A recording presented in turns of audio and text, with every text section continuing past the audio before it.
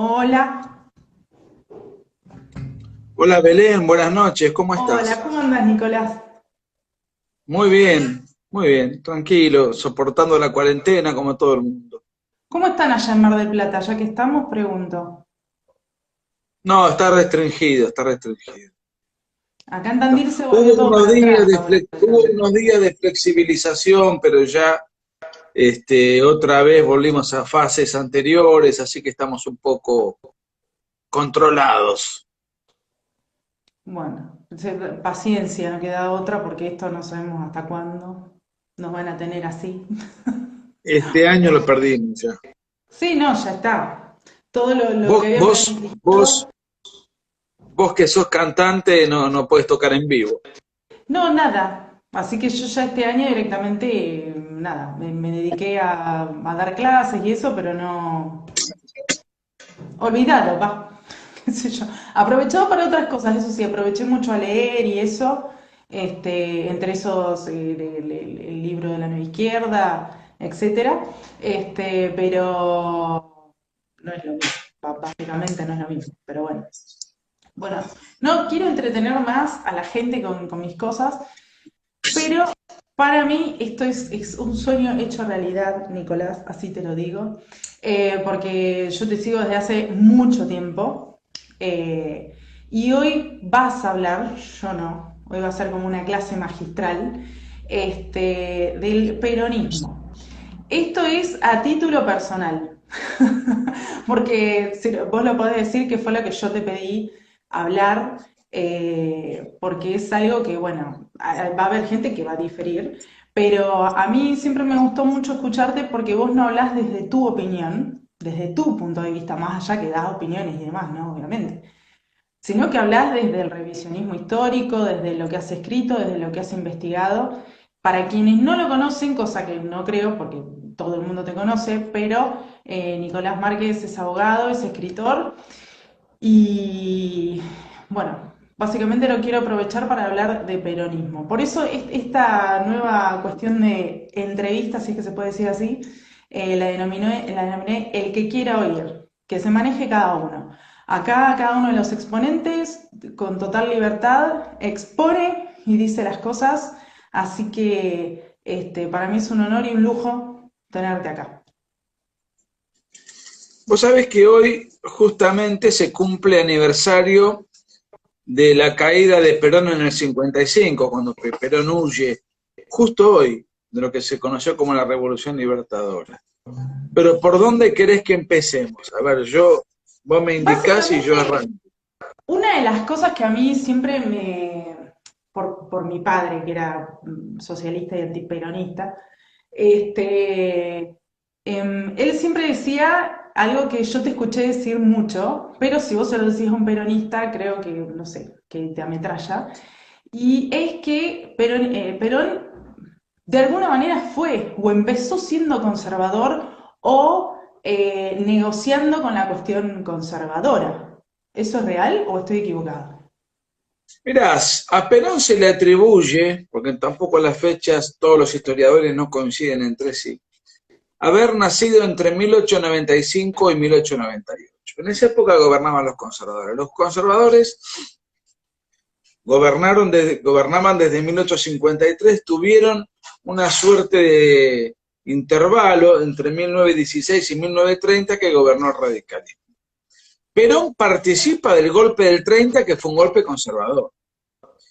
Y a partir de ahí, Perón empieza a ascender en su carrera militar como oficial, se convierte en profesor superior profesor en la Escuela Superior de Guerra, publica varios libros, es destinado a Chile a hacer tareas militares, digamos, le dan toda una serie de posibilidades de ascenso que nunca se la podrían dar a un militar opositor, a un militar que no esté enrolado sistemáticamente, ideológicamente, con el gobierno de turno, que era un gobierno semi-militar, digamos.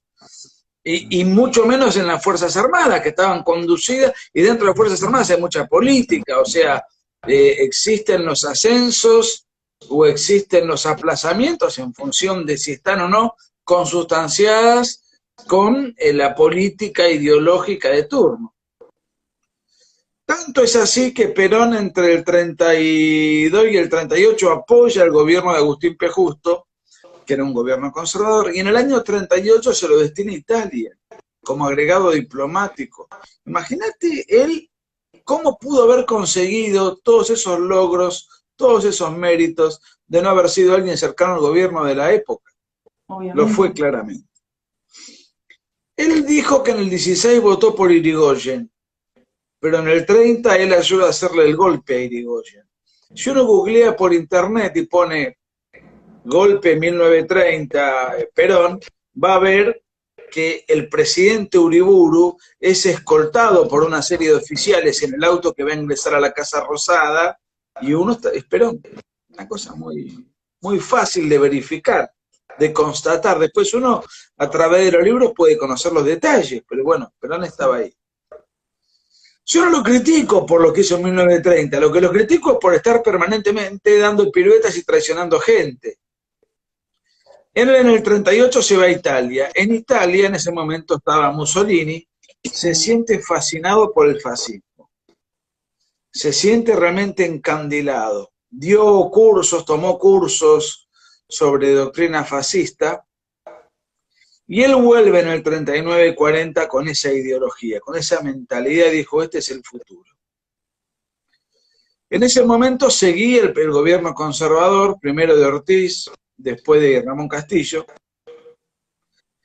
Estalla la Segunda Guerra Mundial en el 39, y había, bueno, dos sectores, los aliados, que eran Estados Unidos, Inglaterra y Rusia, con Stalin, y el eje, que era Alemania, Hitler, Mussolini. El gobierno argentino se enrola del lado de los aliados, o sea, del lado contrario al nacionalsocialismo, Claro. al nazifascismo, digamos. Y Perón, con una serie de coroneles ultranacionalistas, dice, esto es un disparate, tenemos que colocarnos del lado del eje hitleriano.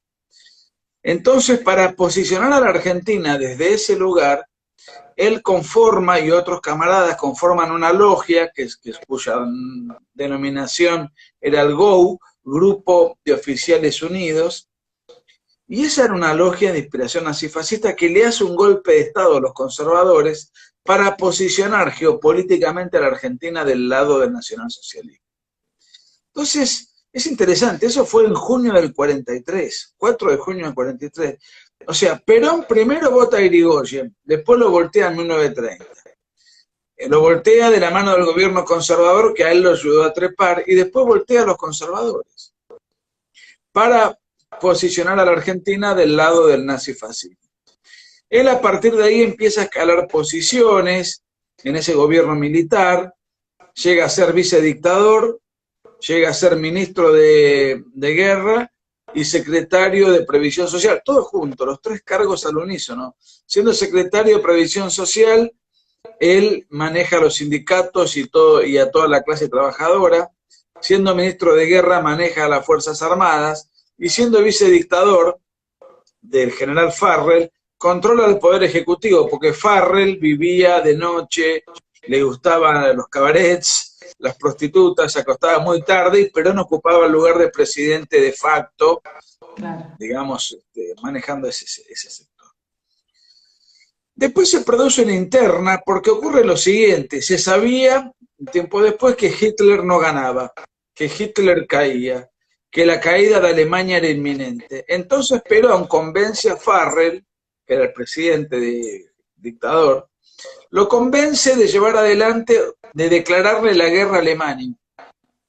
Argentina le declara la guerra a Alemania un mes antes de que Alemania cayera.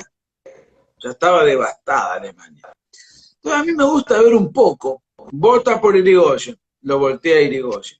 Crece con los conservadores, voltea a los conservadores en el 43. Para posicionar a la Argentina a favor del nazismo y después le declara la guerra al nazismo. Es decir, Perón fue un personaje toda la vida, yendo y viniendo, acomodándose, traicionando. Él estuvo siempre, digamos, ¿cuál es la ideología de Perón? Peronista. todo lo que Claro, le conviniese tenía un a él. panqueque, digamos, lo que le venía bien, él iba. Exacto, pero era un panqueque peligroso, porque todo esto le permitió a él luego ser dictador de la Argentina, plebiscitado por las masas populares con el voto en el año 46. Hay mucha gente que dice, Perón no fue un dictador porque ganó las elecciones con el voto popular. Esto es una Sí, tontería. La sí, dictadura no se mide por el acceso al poder, se mide por el ejercicio del poder. Por ejemplo, Hitler ganó con elecciones, claro. Mussolini ganó con elecciones, Nicolás Maduro, por citar un ejemplo cercano y sin pretender compararlo con aquellos, es un dictador, Chávez también lo fue, y ganó con el voto de las masas. El Exacto. voto te permite el acceso al poder. El ejercicio del poder es lo que te convierte o en un republicano o en un dictador. Como Perón de la Secretaría de Trabajo y Previsión les había dado muchos beneficios a los sindicatos y a los sectores postergados, cosa que es cierto, porque la Argentina era muy rica, tenía enormes potenciales, tenía gran caudal de reservas en oro, y además durante la Segunda Guerra Mundial Argentina le vendía granos y vacas y carnes y alimentos a todas las grandes potencias que estaban pasando hambre a muy buenos precios. Argentina llegó a ser en 1942 la sexta potencia mundial. Competía con Argentina el liderazgo, perdón, competía la Argentina con Estados Unidos el liderazgo en el continente. O sea, la Argentina no era un país menor, era una potencia. Exacto. Colin Clark, premio Nobel de Economía, dice que la Argentina es la potencia del futuro, va a ser el primer país del mundo, lo vaticina en 1942. No sabe que en 1943 se produce este golpe y que esto es la antesala de Perón. Perón llega Exacto. en el 46. Ahora, yo quiero recomendar una película. Yo tengo un libro que se llama El fetiche de las masas, que es una biografía de Perón, pero para quien no quiera comprar el libro o no quiera tomarse el trabajo de leerlo, hay una película en YouTube interesantísima que se llama Permiso para Pensar. Y ahí muestra con imágenes grabadas en la época las cosas que decía Perón y que decía Evita. La idolatría, donde se les decía, hay que enseñarles a los niños a decir Perón y Evita antes que mamá y papá. Bueno, de Tenemos que educar a hecho, los niños. ¿Cómo? exacto, que de hecho, perdón que te interrumpa, mis viejos, que tienen 70 y pico de años, ellos en los libros de la primaria lo tenían, estaba mamá, papá, Evita, Perón. O sea, ellos me lo contaban y yo decía, pero no puede ser. Sí, dice, o sea, era así. Y ni se te ocurre decir algo en contra de Perón, porque Perón era un poco más, estaba sentado a la diestra Hay del padre. muchas cosas que requieren de documentación de la época, pero cada vez es más fácil documentarse. Por ejemplo, Claro, esto que vos estás señalando, si uno pone en Google textos escolares, Perón, estos textos que vos señalás están todos escaneados, todos. Y a Perón se lo equipara con San Martín. Y se enseña a leer, Perón me ama, Evita me mima. Bueno, en el año 46 Perón inicia una dictadura. Eva Perón era su mujer, a quien él le da un papel protagónico, extrañamente protagónico, porque ella era la mujer del presidente. O sea, no digo que claro. no tenga que estar, pero no, pero fue una suerte de cogobierno. Empezó la censura a los opositores, clausuraron 150 diarios, los principales opositores del país estaban encarcelados.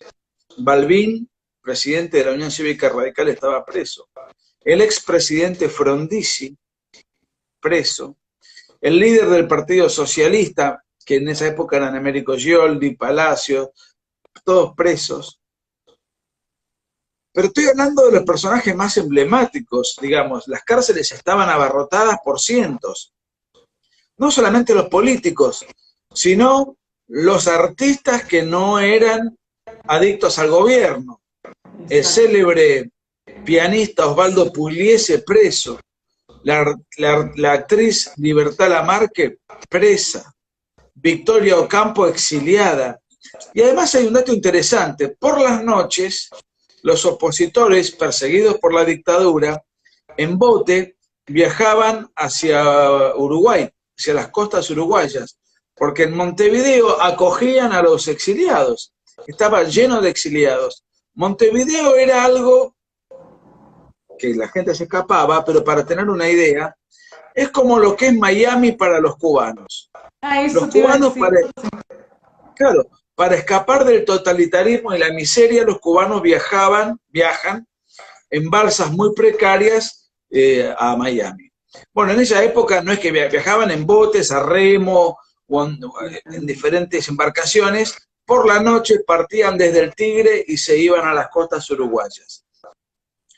Todas las radios habían sido confiscadas y quedaba una sola radio que se emitía en cadena, un solo noticiero, perdón, que se emitía en cadena, las radios que había eran todas idolátricas al gobierno, y había una radio opositora al gobierno de Perón, que era Radio Colonia, que estaba en la ciudad de Colonia, en Uruguay.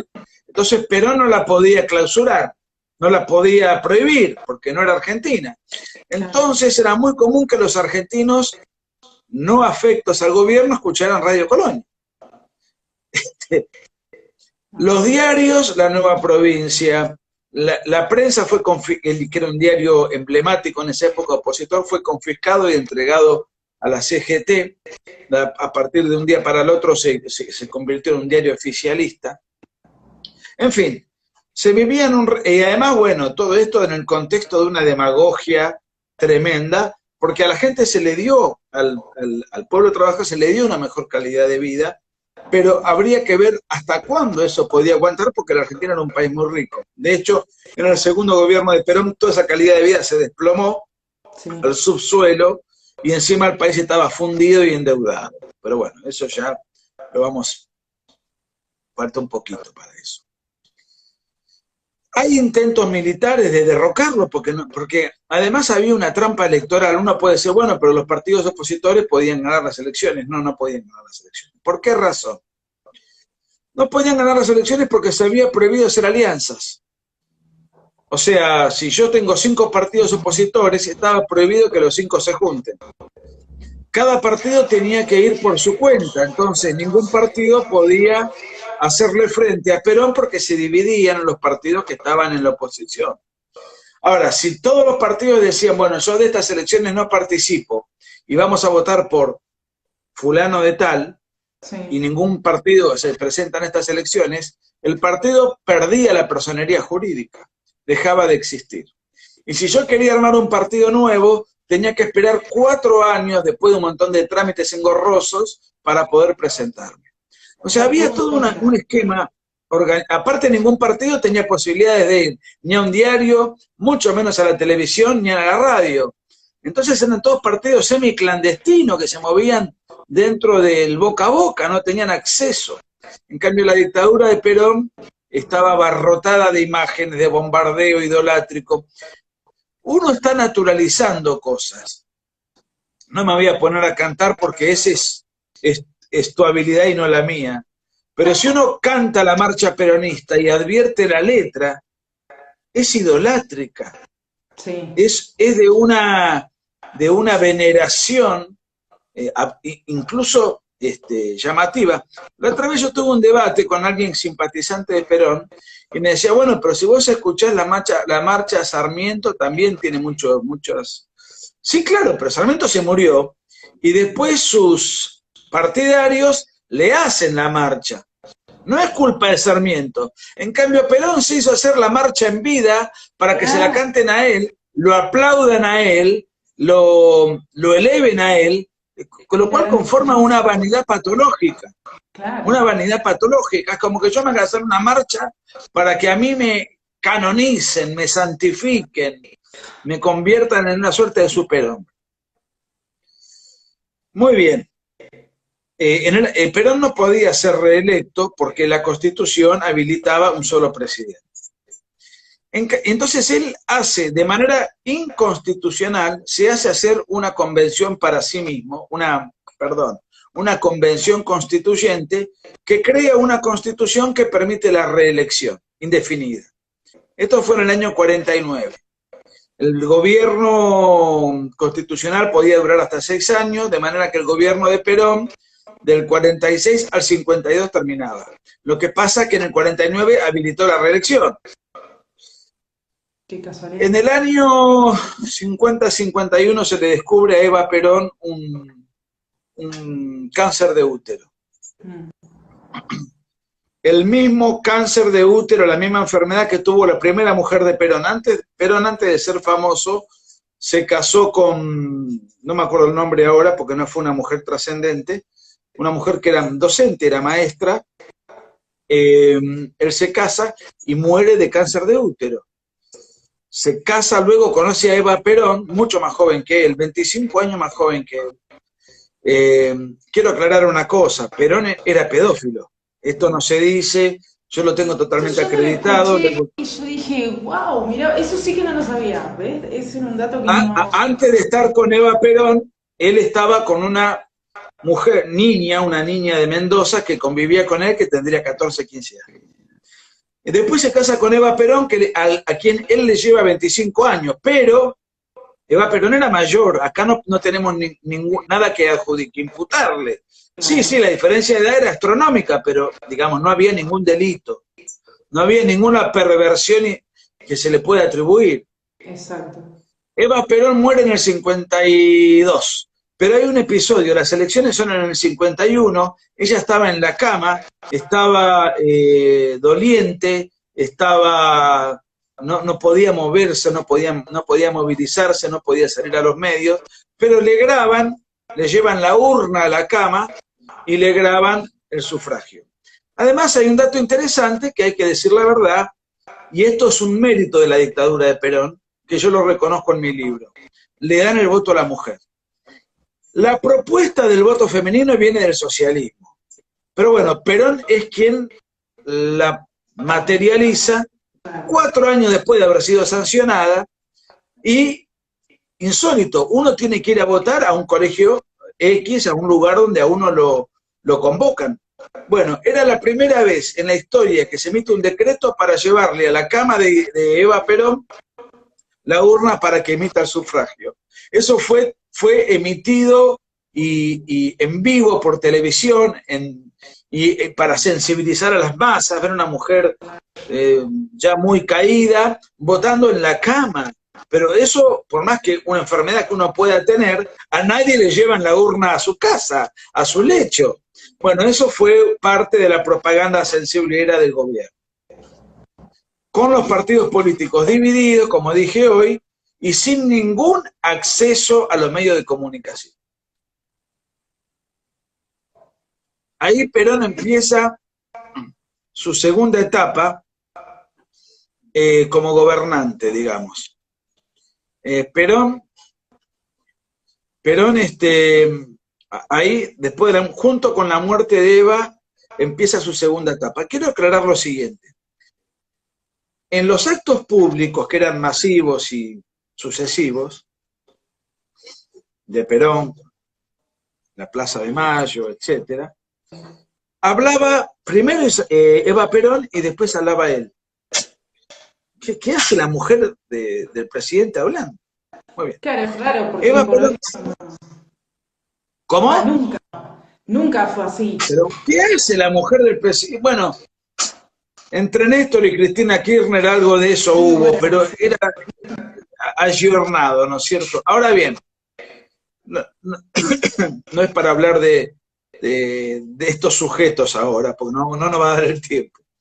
Pero hablaba Eva Perón, y ustedes van a poder apreciar si buscan en YouTube, porque yo no invento nada.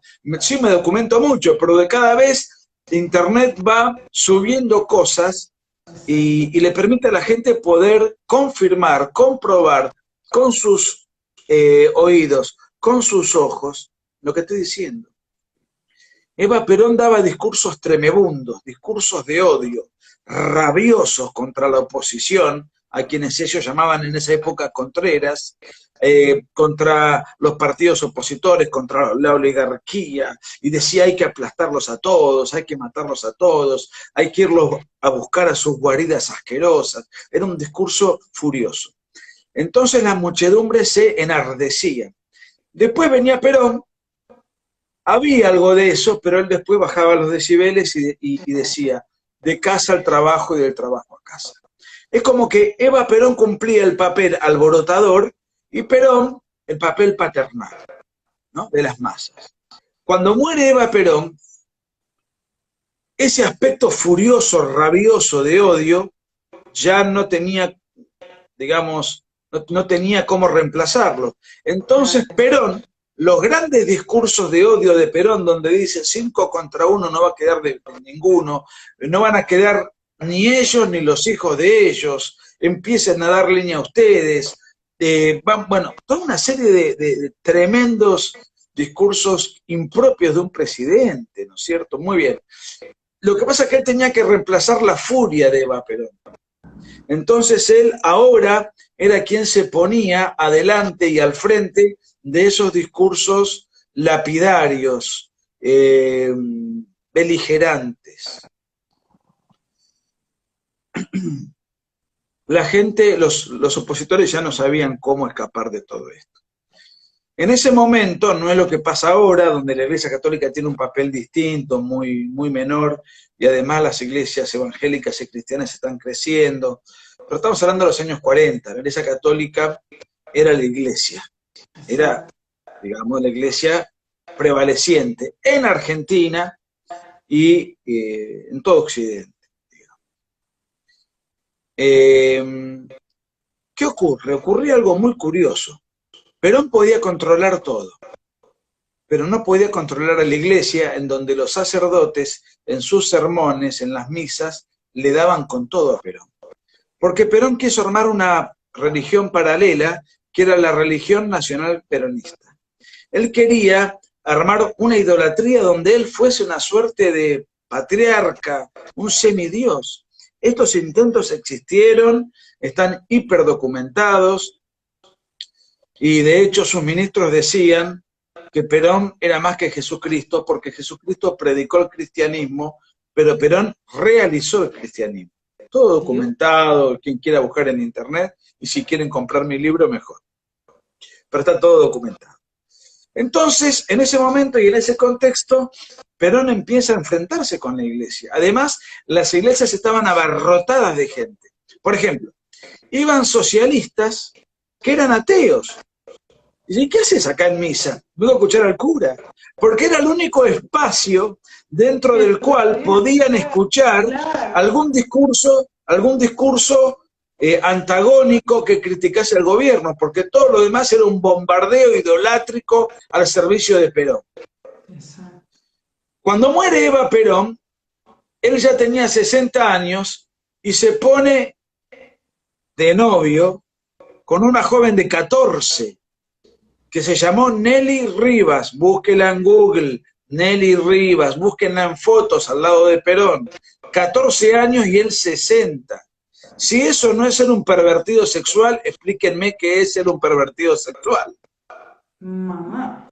Interesante que me lo expliquen, porque un hombre de 60 está de novio con quien tranquilamente podría ser su nieta, pero perfectamente. Sí. Muy bien, ella cuenta todo. De hecho hace 5 años salió un libro en donde ella cuenta todos los episodios, su amorío con Perón, su noviazgo, a manera de público conocimiento. Se conforma la UE, la Unión de Estudiantes Secundarios, que eran organizaciones peronistas del secundario, cuyo grupo femenino bailaba en la Quinta de Olivos en paños menores. Esto búsquenlo en internet, busquen las fotos. Bueno, Perón era un depravado, un pervertido sexual, además de un dictador. En este segundo gobierno ya había una situación de hartazgo, incluso dentro de las Fuerzas Armadas. Las Fuerzas Armadas eran el Ejército y la Marina. El Ejército estaba bastante, en general, a favor de Perón, la Marina en contra de Perón, Entonces Perón, para ganar la pulseada, crea la Fuerza Aérea. Entonces hay tres fuerzas, de las cuales yo tengo el ejército, tengo la Fuerza Aérea y la Marina en contra, pero con esto yo ya puedo competir, con esto yo ya puedo controlar bastante bien. Se produce en el año 55, concretamente, para ir avanzando en todo esto, ya había toda esa bonanza, había caído, la gente tenía que comer pan duro, pan negro, ya se había terminado toda esa demagogia que fue muy, muy mal manejada, porque durante el primer gobierno fue una suerte de desparramo de alegría. Que derrocharan. Eso pasó, eso La existió. típica que te regalaban juguetes, las máquinas de coser, que cuentan todos, que tiran desde los trenes. Exactamente, veo que estás muy bien informada. Sí, Las sí, sí, máquinas de porque mi coser. papá me contaba todo y él decía que en el segundo gobierno, él, y que no era de una familia pobre, tampoco es que tenían toda la guita, al contrario, una familia laburante como cualquiera, él Claro. tenía que estar haciendo colas de horas para conseguir un kilo de azúcar negra y un litro de aceite. Dice que él no se va a olvidar nunca de eso, y mi mamá también, porque son de esa época. Se desplomó por completo esa bonanza que existió durante el primer gobierno, durante los primeros 5 años. Ahora, Perón, que no tenía quien lo contrarreste, que no tenía quien le haga sombra ni que le conteste, porque estaban todos presos o exiliados o proscriptos sin acceso a los medios, él decía, esto es culpa del imperialismo, es culpa de la oligarquía, es culpa de los Contreras, y la gente que los partidarios de Perón que le habían tomado un cariño sobrenatural, creían todo lo que él les decía. Si nos va mal, no es culpa del despilfarro que hizo Perón en el primer gobierno, sino que es culpa de fuerzas oscuras que intentan atentar contra Perón y contra el pueblo. Se genera una situación en donde los opositores dicen, bueno, ¿qué hacemos? No podemos participar de elecciones porque nos dividen en partidos, no tenemos además acceso a los diarios, no tenemos acceso a las radios, no tenemos acceso a los medios. Las iglesias están llenas de curas presos, había 800 sacerdotes presos. Muchos de los nuestros están exiliados en Uruguay. ¿Qué hacemos? Era una situación desesperante. Existía un guardián en cada manzana existía un guardián peronista designado para controlar en la manzana y sacar, digamos, espiar y decir, bueno, quiénes eran los peronistas y quiénes no eran los peronistas, qué opinaban, qué no opinaban. La gente opinaba en voz baja porque tenía miedo de que en la casa de al lado se escuchara y que entonces se denunciara. Era un sistema realmente muy invasivo. De hecho, perdón que te interrumpa, a mi abuelo estuvo preso 3 meses por estar en contra de Perón. 3 meses. Mi abuelo estuvo 1 año. Bueno, ¿ves? Entonces, bueno, ¿me entendés? Bueno, yo no lo conocía a mi abuelo, pero siempre decían que estuvo preso 3 meses, que nunca llegaron noticias a la casa de mi abuela. Ellos no sabían qué había pasado, porque durante 3 meses desapareció. No sabían si se había muerto, se le habían metido en cana, si había tenido un accidente en algún lado porque él era viajante o qué corno. Y a los 3 meses cuando salió, ahí fue donde se enteraron. Una locura. Te cuento una anécdota. Mi abuelo era abogado laboralista. Cuando ve las a todos los obreros, empleados, etcétera, les obligaban a afiliarse al partido de gobierno. Muchos obreros y trabajadores que estaban afiliados al Partido Comunista se resistían, entonces los expulsaban. Entonces mi abuelo, que era conservador, los defendía gratis a los trabajadores comunistas, siendo él conservador, los defendía gratis. Entonces, en función de esto lo expulsaron, no lo expulsaron, lo encarcelaron durante 1 año. En fin, a mi abuelo murió hace muchos años, lo conocí, pero murió hace muchos años, pero para la familia fue un episodio traumático, ¿no? Claro. Pero de todas maneras era muy común, todo el mundo iba preso. Era común tener parientes presos, familiares presos que no participaran de la adhesión al gobierno. Hay una diferencia muy importante entre el autoritarismo y el totalitarismo. El autoritarismo quiere de la población la obediencia. Yo soy un gobernante autoritario, quiero que me obedezcan. Ahora, el totalitarismo es otra historia. El totalitarismo no solamente busca la obediencia, sino la adhesión. Yo quiero que a vos te enseñen que yo soy bueno, que a vos te enseñen y te adoctrinen y te eduquen y te laven la cabeza para mi gloria y alabanza. Y quiero que vos me cantes una canción que me reivindique. Entonces, yo considero que el gobierno de Perón fue un gobierno totalitario. Obviamente que en Argentina hubo gobiernos autoritarios, pero no tenían esa impronta. El único gobierno totalitario que padeció la Argentina fue el de Perón, en donde además también existió el crimen político. Esto también existió. Pasa que hace muchos años de esto, y además los peronistas se han encargado de borrar de la historia todos estos episodios negativos. Exacto. En el año 55, en medio de la desesperación, comandos civiles y parte de lo que fue la Marina de Guerra, deciden bombardear la Casa Rosada. Eso pone de manifiesto la desesperación. Yo no digo si esto es bueno o malo, digo, la desesperación era esta. Se iba a llevar adelante una coreografía de aviones en junio del 55, entonces Perón iba a estar en el balcón máximo de la Casa de Gobierno. Entonces, porque iba a haber una coreografía de aviones que estaba pactada. Entonces estos aviones, los aviones opositores que dicen, nos mezclamos en la coreografía y les tiramos bombas a la Casa de Gobierno para matarlo. La coreografía se suspendió por mal tiempo. Entonces los aviones de todas maneras salieron. De todas maneras salieron.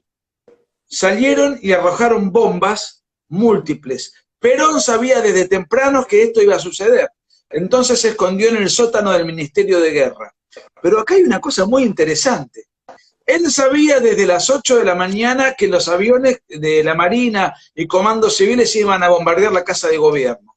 ¿Qué hace alguien prudente, alguien con sentido común, sensato, que realmente quiere al pueblo, a la gente y que además es un estadista? Pues lo primero que hace es declarar el estado de sitio que ya existía, pero quiero decir, decirle a la gente que se escape de sus casas, prohibir el tránsito de todas las zonas aledañas. Él no hizo nada. Ni siquiera desalojó o prohibió la entrada de todo el personal administrativo de la Casa de Gobierno. Al día siguiente de los bombardeos, hay una crónica del diario Clarín que dice que los empleados estaban curiosos o extrañados porque como Perón sabía que le iban a bombardear la Casa de Gobierno, subió a la terraza de la Casa de Gobierno artillería antiaérea para bombardearlos, desde la terraza tirarle a los aviones. Esto fue desde muy temprano. Entonces estaba el personal administrativo y veía que subían militares con toda una parafernalia armamentística. Entonces Perón sabía todo esto, y él decía, bueno, si revientan la Casa de Gobierno con el personal adentro, con las calles, con todo, nosotros le vamos a poder tirar la culpa a los opositores. O sea, él especuló con eso, claramente. Y el cronista en Clarín al día siguiente, insisto, esto está documentado, Clarín del día siguiente, no recuerdo la fecha, creo que fue el 16 de junio, se me hizo una laguna, dice que el personal de la Casa Rosada estaba extrañado con todas estas circunstancias que estamos señalando. Muy bien, se tiraron las bombas, algunas cayeron en la Casa de Gobierno, otras no, era un día muy nublado, por eso se suspendió la coreografía, mucha de la gente que manejaba los aviones eran comandos civiles, o sea, no eran pilotos de avión, les habían enseñado a manejar el avión para esas circunstancias, o sea que eran malos aviadores. Bueno, ahora, esto fue en junio del 55. Es algo muy repudiado por mucha gente. Pero yo creo que ahí empieza la revolución de la cual hoy se cumple este aniversario. Perón a partir de ahí quedó realmente desorientado. Se dio cuenta de que lo podían matar, se dio cuenta de que lo querían matar y se dio cuenta de que había fuerzas dispuestas a hacer eso. Finalmente esos aviones fueron, por el fuego de artillería, fueron combatidos y todos los pilotos escaparon al Uruguay. Al día siguiente Perón daba una conferencia de prensa, no, él no daba conferencia de prensa, daba un monólogo que se transmitía en cadena. En una conferencia de prensa uno habla y los periodistas de diferentes tendencias te preguntan. Bueno, eso no existía. Eso no pasaba. Para nada. ¿Qué pasaba? Perón dice, textual, el ataque fue contra mí, fue contra la Casa de Gobierno. Nosotros sabíamos desde el principio por nuestro centro de informaciones que ellos nos iban a atacar. Y si vos sabías esto, ¿por qué no mandaste a evacuar toda la zona? Primer punto. Segundo punto, el bombardeo fue contra la Casa de Gobierno. Esto es interesante porque se suele decir que el bombardeo fue contra la Plaza de Mayo. No fue contra la Plaza de Mayo. Fue contra la Casa de Gobierno. Fue contra Perón, no fue contra el pueblo. A nadie se le ocurre aprender a manejar un avión y tirarle bombas al pueblo. Esto es absurdo. Esto es una mentira que se instaló después. Entonces él dijo, él dijo y reconoció que fue contra él el ataque. Pero Perón quedó muy desorientado, totalmente desorientado, fuera de sí. Yo me animaría a decir que en ese momento la cabeza le funcionaba mal. En ese momento, no digo que siempre, ni prolongo el episodio, digo, ahí él estaba realmente mareado. A tal punto, por momentos daba discursos terriblemente agresivos y por momentos retrocedía. Retrocedió tanto que le dejó a cada líder opositor hablar 10 minutos por radio. Cosa que nunca había dado. Bueno, que cada líder opositor hable 10 minutos por radio, están en YouTube todos los audios. ¿Cómo eran estos 10 minutos? Supongamos el líder radical que era Balbín, o Frondizi, ahora no me acuerdo. Escribían el texto era aprobado por una comisión del gobierno, y luego le daban el micrófono para grabar el discurso en diferido, porque si alguno se salía del libreto, o dijese algo imprudente, entonces eso no iba a ser pasado. Entonces hablaban los diferentes líderes, creo que los socialistas, si tu papá nos está viendo se va a acordar, se pelearon entre sí porque querían tener 2 discursos, entonces la dictadura les dejó tener uno solo, entonces ellos grabaron 2 discursos que se transmitieron clandestinamente, por disco, no recuerdo el método. Bueno, más allá de eso, habló Solano Lima por los conservadores, en fin, cada partido puso un discurso. Los discursos eran absolutamente moderados, porque primero había que presentarlos a una comisión del gobierno para la aprobación. Entonces, si yo digo algo muy fuerte, no me lo van a aprobar. Entonces los discursos tenían un contenido moderado, algunas críticas suaves, pero eso pone de manifiesto cómo Perón retrocede. Y después Perón salía y agredía, y después retrocedía. Y hay una crónica del diario Clarín que no tiene desperdicio. Habla Frondizi, ahí me acuerdo. Habla Frondizi como líder del Partido Radical. Estábamos en el 1955, la dictadura de Perón empieza en el 46, y como dijimos, ningún candidato tenía ninguna posibilidad de hablar.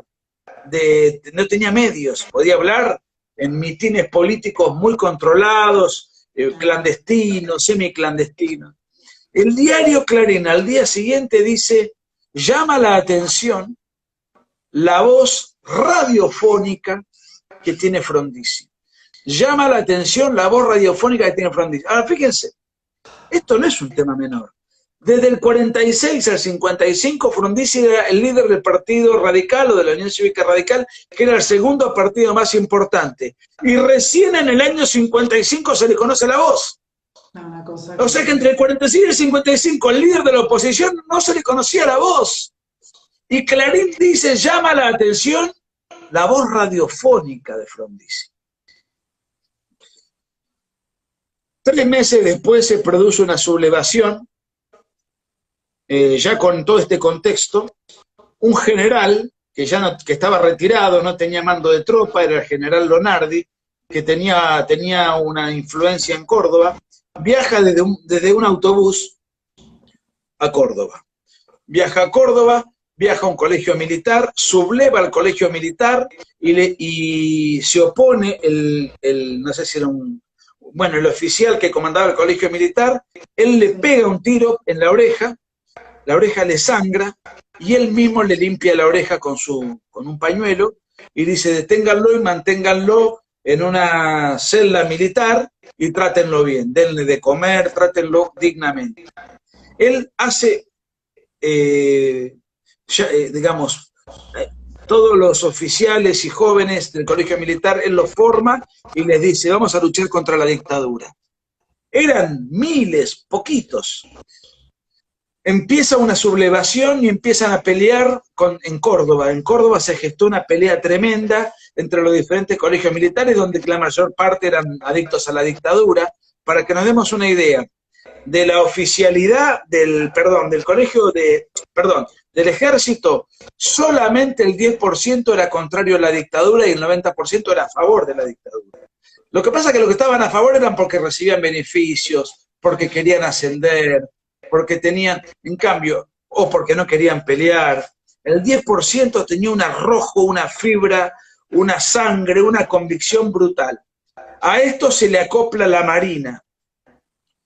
Una semana duró el combate, y Perón no dio ninguna señal, no dio ninguna información, no dio ningún discurso. Perón estaba asustado y aterrado en el sótano del colegio militar, y muchos dicen, en el sótano del Ministerio de Guerra, y hay un montón de testimonios que dicen: yo asistí al derrumbe moral de Perón.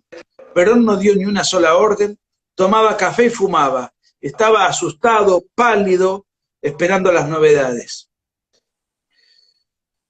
Insólito en un general, ¿no? Porque los generales supuestamente llegan a ese lugar porque tienen vocación de mando, porque por valentía, por jerarquía, por formación militar. Una semana después se rinden, de combate brutal, se rinden los adictos a Perón, a pesar de ser el 90% del ejército. Ese 10% era terrible. Tenían una convicción, un espíritu de guerra, una entrega que le ganan al 90% restante. Una cosa, por eso digo, fue una gesta. La Revolución Libertadora, de la cual hoy se cumple el 16 de septiembre, se cumple aniversario, fue una gesta, fue un acto realmente heroico, con la ayuda de la Marina. La Marina estaba en manos del almirante Rojas. Después de una semana sin dormir, y habiéndose rendido la dictadura, Perón intenta escapar. Primero va a la embajada de Alemania, no lo dejan entrar, y como él tenía simpatía o cierta amistad con el dictador paraguayo Stroessner, entonces él logra ir a la embajada paraguaya. La embajada paraguaya le dice: mire, yo no lo puedo mantener mucho tiempo acá, pero hay un buque paraguayo que está siendo reparado en el puerto de Buenos Aires. Escapémonos y vayamos al buque. Así lo dejamos a usted allí en el buque, y cuando el buque esté reparado, se va para Paraguay. Claro.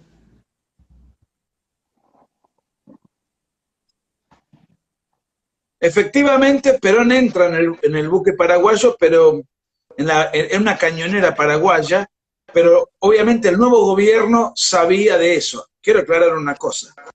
Pongan foto, digan en Google, Revolución Libertadora. Cuando se produce la revolución, la plaza estaba repleta de banderas argentinas. Era una algarabía popular enorme. Con esto no digo que los peronistas no fuesen muchos, eran un montón, y seguramente la pasaron muy mal ese día, estaban muy tristes, pero los opositores al peronismo eran una multitud.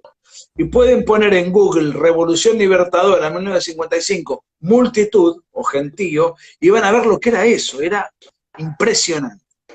Esto es porque muchas veces existe un mito de que los sectores antiperonistas son o eran minoritarios, sí, eran masivos, también los peronistas, pero la sociedad esa, estaba dividida. Hoy se claro, habla de una grieta. Bueno, en aquella época era una grieta muy profunda, muy profunda.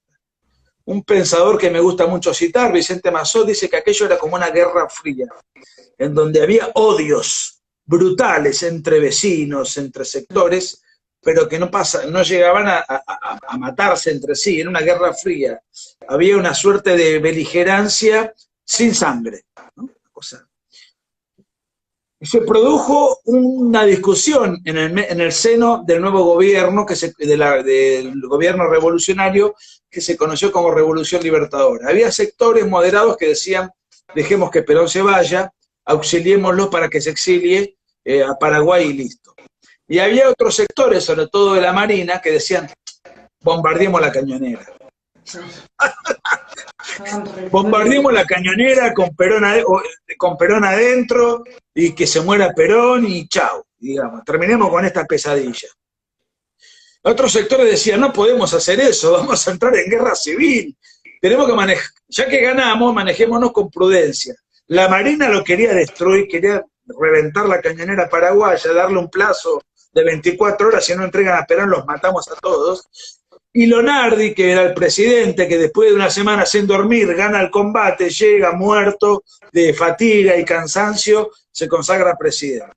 El vicepresidente era el almirante Rojas, que era quien comandaba la Marina. Era el más antiperonista y decía, vamos a aplastarlos.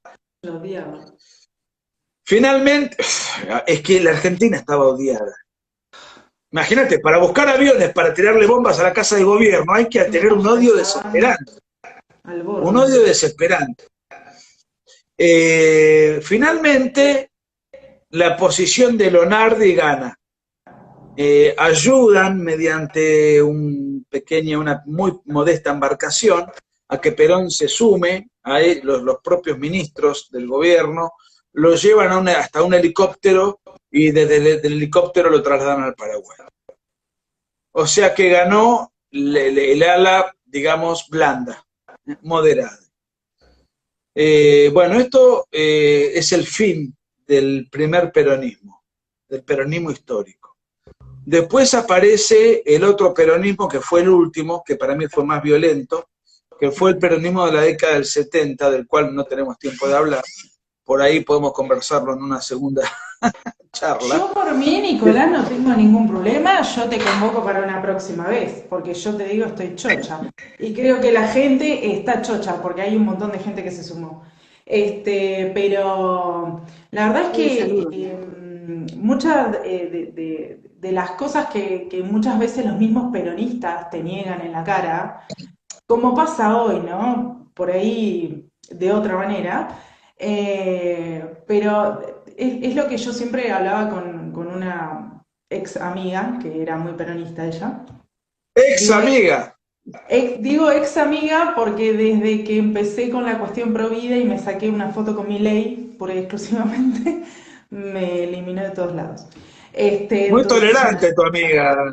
sí, a la vista está. Es que yo he hablado con ella y yo le he citado cosas históricas, o sea, no mi pensamiento, y no, todo no. Perón, Pocho, era San Pocho y todo lo que decía Pocho era idolatrado.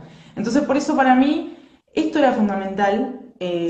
Una, muy a título personal, por eso lo aclaré al principio, el pedido, pero estas son cuestiones que, como vos bien dijiste todo el tiempo, está todo documentado, no es un chamullo ni un invento, esto está todo documentado. Para que la gente se dé cuenta y haga como una especie de revisionismo histórico, el que quiera, porque dudo que todos quieran hacerlo, que lo que hay en el presente tiene que ver con todo eso que hubo en el pasado. Si bien ahora cambiaron algunas cosas, no sé si para bien o para mal, pero cambiaron, pero es necesario tener en cuenta qué fue lo que pasó antes para entender lo que está pasando hoy por hoy. Por eso para mí es increíble haberte escuchado. No te quiero quitar más tiempo, igualmente ahora ya se nos va a terminar con esto de Instagram, que es una hora. Pero si a vos te parece, para una próxima, más adelante, no te digo ahora ya, podemos hacer como la segunda parte de Perón, sería, o el final de Perón, no Claro. sé cómo. Sí, sí, sí, la tercera presidencia que es muy interesante porque la tercera presidencia abarca a la Triple A con López Rega, a los Mm, montoneros a quienes él fomentó, sí, su regreso, la violencia política que era brutal. O sea, interesa porque muchos demagógicamente dicen, el tercer Perón fue un Perón sabio, un Perón que vino a pacificar a la Argentina. Con los no, montoneros, con la Triple A que dependían de él, después lo podemos discutir, pero después lo podemos discutir en otra ocasión. por Dios, pero bueno. Bueno, Nicolás, gracias de nuevo, en serio. Repito, y no quiero ser para nada chupamedia, pero me encantó, lo recontra disfruté. No sé si se notaba en mi cara. Yo estaba feliz escuchándote. Así que si hay algún peronista, perdón, pero bueno, lo necesitaba. Y muchas gracias por tu tiempo, gracias por todo lo que haces, no solamente con esto, sino con la lucha pro vida y demás, que en realidad para hablar con vos se pueden hablar de millones de temas porque sos una persona que tiene muchísimo recorrido, pero Muchas bueno, gracias. necesitaba la cuestión del peronismo, así que gracias enormemente del corazón porque fue No, te hermoso. mando muchos cariños y gracias por la conversación y ya podremos organizar una para explicar la ¿Sí? tercera, ¿Cómo no? la ¿Cómo no? tercera presidencia. La tercera Exacto. presidencia. Bueno, muchísimas Gracias, Belén, gracias. ¿eh? No, por favor, gracias a vos y a toda la gente que se conectó, que fue un montón. Muchísimas gracias y buenas Gracias y noches. muchos cariños.